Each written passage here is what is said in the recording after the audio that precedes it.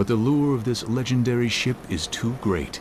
In just 1 year, a submersible similar to Alvin, using similar robotic arms, arrives on the site, not to leave plaques, but to bring pieces of the Titanic home. Was it for this purpose that science had found the wreck?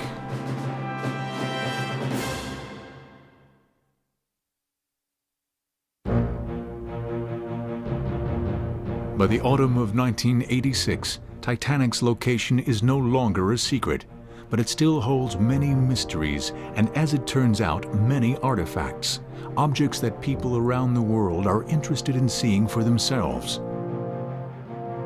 With little more hard science to do here, the researchers at Woods Hole Oceanographic Institution are done with the site.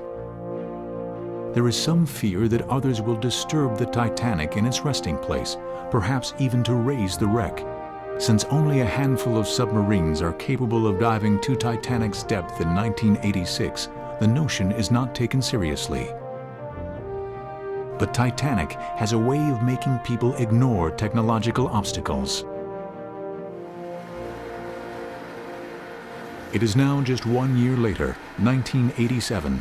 Ifremer, the French Oceanographic Institute, is at the Titanic site with their $20 million submersible, Nautil. Their goal is to collect relics in conjunction with a for-profit company funded by international investors. In this expedition, some 1,800 artifacts are brought back to land. Ifremer was involved right from the beginning, as they were the co-discoverers on the 1985 expedition. They actually felt an obligation to protect the future expeditions to the wreck. Some of the people involved in locating Titanic become critics of salvaging. I'm not so sure that the recovery that's taken place has really served a historical or archaeological purpose. I mean, they've basically taken the jewels off of the old lady in her grave. But the old lady's still down there. We know all there is to know about that era, and we don't need to have a dish in front of us or a pair of shoes to describe it. So it's a sense of discriminating responsibility. I'm not an expert, but I won't contribute to it, personally. Individually, that might just be a teacup in that showcase. But when I place the teacup in juxtaposition with a plate and a knife and a fork, and then I start seeing other things from first class or third class, and I begin to paint the picture of what life was on board, that's the true magic of the artifacts. On the 1987 expedition, the French robot Robin, a counterpart to Woods Hole's Jason Jr., also makes some spectacular trips inside the wreck, but not to pick up artifacts. We would love to go inside and recover artifacts. We don't currently have the technology to do so because we can fly a camera inside. We have no ability to be able to put arms or retrieval methods on something small enough to go inside the wreck.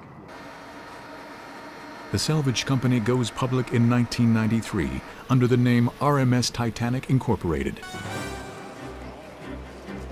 Artifacts like the ship's tritone whistle, the largest ever built, are placed on traveling exhibit. 10 million people from London, England to Santiago, Chile attend, and many historians and museums warm up to the idea of artifact retrieval. The idea of studying the captain's megaphone or any of the other 6,000 items brought back since 1987 has a power of its own. My personal favorite artifact, which I personally picked up in 1994, was 1.5 children's marbles. I couldn't help but be touched by the recollection of a tiny little person, a young person, whose hopes and dreams for the future were so tragically cut short that night.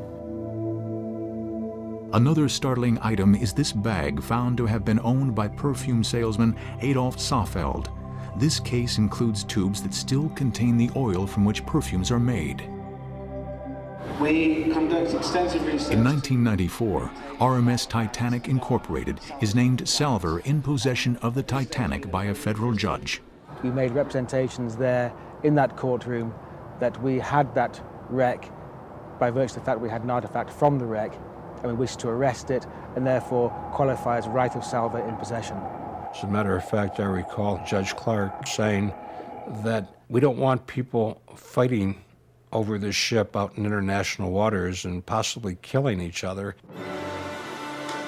The subject of salvaging and exploring the Titanic enters public consciousness in a big way in 1997 with James Cameron's blockbuster feature film. The plot of the film is triggered by a salvager played by Bill Paxton, who is looking for a priceless jewel thought to have been lost with the ship. The shot of the twin submersibles, the Russian-owned Mir 1 and Mir 2 at the very beginning of the film, is an indelible image. And when that opening scene came out where the two submarines fly in over the bow, I'd done that same thing. I did that for real. I wanted to stand up in the theater and say that.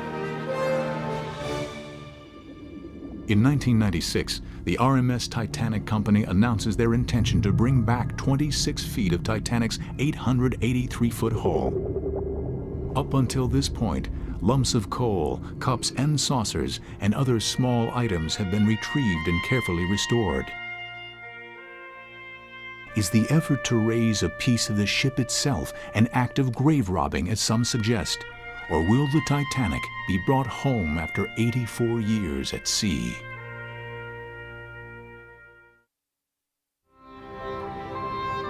The long-held dream of raising the RMS Titanic is a practical impossibility, but that does not prevent people from attempting a symbolic raising, as new technology allows salvagers to retrieve larger and larger pieces of this once remarkable ocean liner.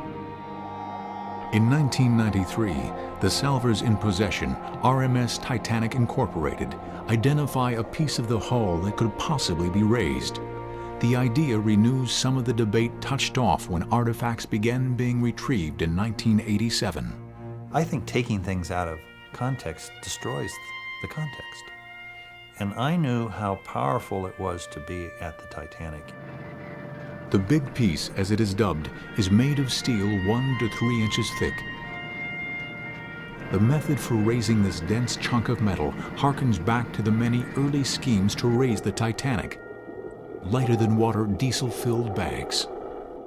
You can agonize for hours over some convoluted retrieval process, and to fill a large bag with diesel fuel and drop it to the seabed, attach the piece and recover it is obviously, in hindsight, the most simple way of doing it.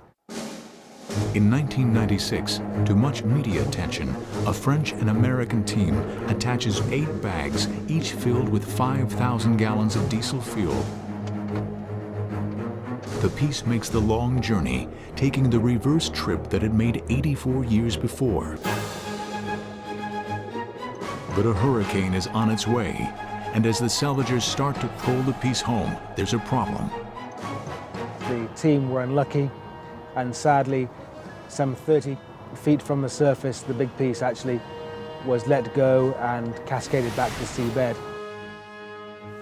The section of sea deck cabins 79 and 81 makes its way to the bottom for the second time. 1998, the RMS team takes another shot at the big piece.